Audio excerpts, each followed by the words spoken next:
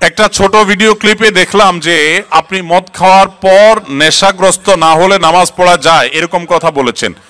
এ সম্পর্কে জানতে চাই বক্তব্যটা সঠিক কিনা।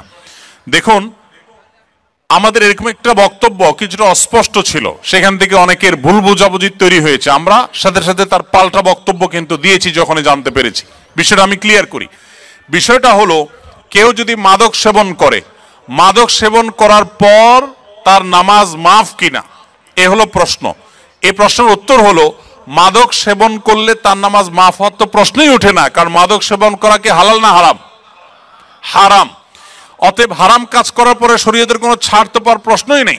তবে এই প্রশ্ন যিনি করেছেন তার মনে অন্য একটা কারণে প্রশ্ন উদ্রেক হচ্ছে। সেটা হলো, আপনারা জানেন কেউ মাদক আসক্ত হয়ে নেশাগ্রস্ত হলে 40 দিন পর্যন্ত তার ইবাদত কবুল হয় না, হাদিসে আছে। তো হয়তো চিন্তা করছেন যে ইবাদত করে কবুল হবে না, ওটা করে লাভ কি? তো এর উত্তর হলো, আপনার দায়িত্ব আপনাকে পালন করতে হবে। অনেক বাবা তার সন্তানকে বলেন, তুই এই কাজ করলে তুই আমার সন্তান আমার বাসায় আসবি না। এর মানে এই না যে সন্তান যায় বার্থ সার্টিফিকেটে বাবার নাম চেঞ্জ করে ফেলে।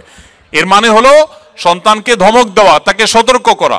তো আল্লাহ রাব্বুল আলামিন কবুল করুন বা না করুন, আপনার দায়িত্ব আপনাকে পালন করতে হবে, সেজন্য আপনি নামাজ পড়বেন। এখন প্রশ্ন হলো, মাদক আসক্ত ব্যক্তি মাদক সেবন করে নামাজ পড়লে কিভাবে নামাজ পড়বে? মাদক পান করা হারাম, সেবন করা হারাম, ভয়াবহ গুনাহ। এরপরে যদি আল্লাহর কোনো বান্দা তিনি নামাজের ওয়াক্ত হয় এবং তার সেন্স থাকে, অবশ্যই তিনি নামাজ পড়বেন। যদি নেশাগ্রস্ত হন তাহলে নেশা কাটার পরে পড়বেন, আর যদি নেশাগ্রস্ত না হন তাহলে ওই অবস্থায় পড়বেন। তবে মাদক সেবন করে নামাজ পড়লে ওযু করে নিয়ে তারপর তিনি নামাজ পড়বেন। আমার কথার খোলাসা, যদি কেউ এটা বুঝে যে মাদক সেবন করাটা কোনো দোষের কিছু না, তাহলে এটা দুর্ভাগ্য ছাড়া কিছু না। এটা বুঝার তো কোনো মানেই নেই। মাদক সেবন করা হারাম, এ ব্যাপারে কোনো আলেমের কোনো দ্বিমত নেই, কোনো সাধারণ মানুষও যে জানে না এমন না, সবাই জানে। অতএব মাদককে আমরা ঘৃণা করি, এটা আমরা পান করি না। তবে যদি কেউ করে, নামাজ পড়তে হলে ওযু করে পবিত্র হয়ে তারপর সে নামাজ পড়বে।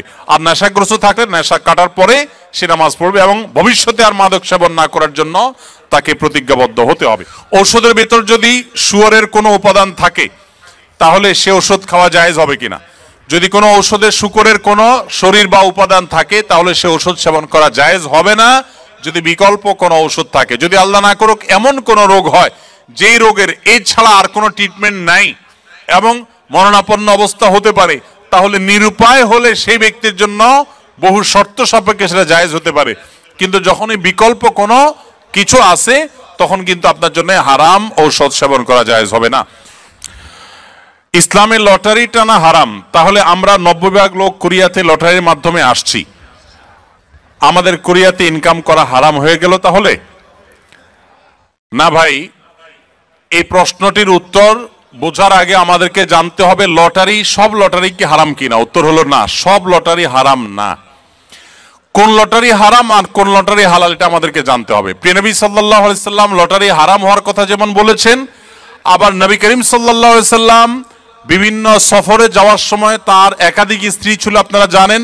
তাদের মধ্য থেকে কাকে নিবেন, একজন কিনলে আরেকজন নাখোশ, সেজন্য তিনি লটারি করে তারপর একজনকে নিয়ে যেতেন।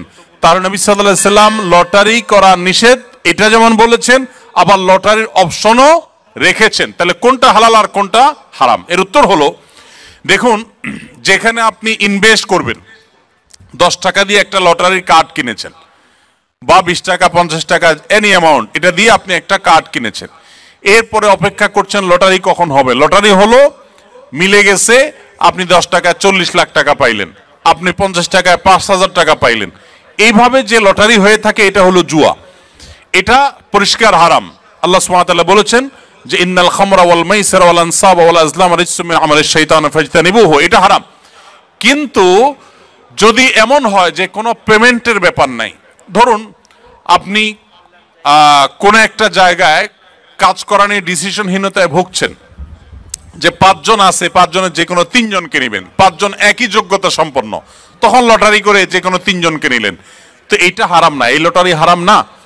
আমরা অনেক সময় দেখা যায় প্রশ্ন করবার জন্য এক একজনকে এক একটা প্রশ্ন করব, কিন্তু কাকে কোনটা করব, কে বলবে আমারটা সহজ আমারটা কঠিন হয়ে গেছে, সেজন্য লটারি করে আমরা প্রশ্ন তুলি, যার যেটা ভাগে আসে তাকে সেটা আমরা করি। তো এই লটারি হারাম না।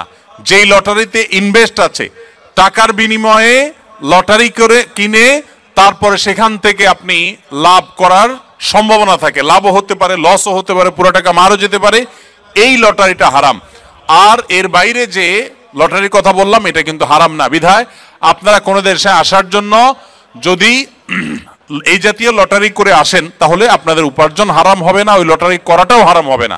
ইভেন যদি কেউ হারাম কোনো কিছু করে আসেনও তাহলে ওই কাজটা হারাম হবে, এর কারণে আপনার হালাল উপার্জনও হারাম হয়ে যাবে, ব্যাপারটা সেরকম না। সময়ের অভাবে জুমার নামাজ 2 রাকাত পড়লে নামাজ হবে কিনা, আপনারা যারা প্রবাসে আছেন অনেকে এমন পরিবেশে আছেন যে খুব বেশি সময় পান না, তাহলে চট করে জুমার নামাজ 2 রাকাত আদায় করেছেন, শুধু জুমার ফরজ 2 রাকাত আদায় করেছেন, আগে পরে সুন্নত পড়েন নাই, এটা জায়েজ হতে পারে নিরুপায় ব্যক্তির জন্য, কিন্তু এটাকে নিয়মিত সিস্টেম বানিয়ে ফেলানোর মতো কাজ করা উচিত না। হ্যাঁ, যদি এমন হয় যে আপনার আসলে কিছুই করার নাই, বাধ্য হয়ে অনেকটা নিরুপায় হয়ে আপনাকে এটা করতে হয়, তাহলে আপনি শুধু 2 রাকাত পড়লেও ওয়াক্তের ফরজ আদায় করেছেন, এটুকু তো অবশ্যই বলা যাবে। আর সুন্নতগুলো আগে পরে ফাঁক ফকর দিয়ে হইলেও পড়ার চেষ্টা করা দরকার, কিন্তু কোনো কারণে যদি পড়তে না পারেন তারপর আপনি জুমার নামাজ পড়েছেন এটা বলা যাবে ইনশাআল্লাহ।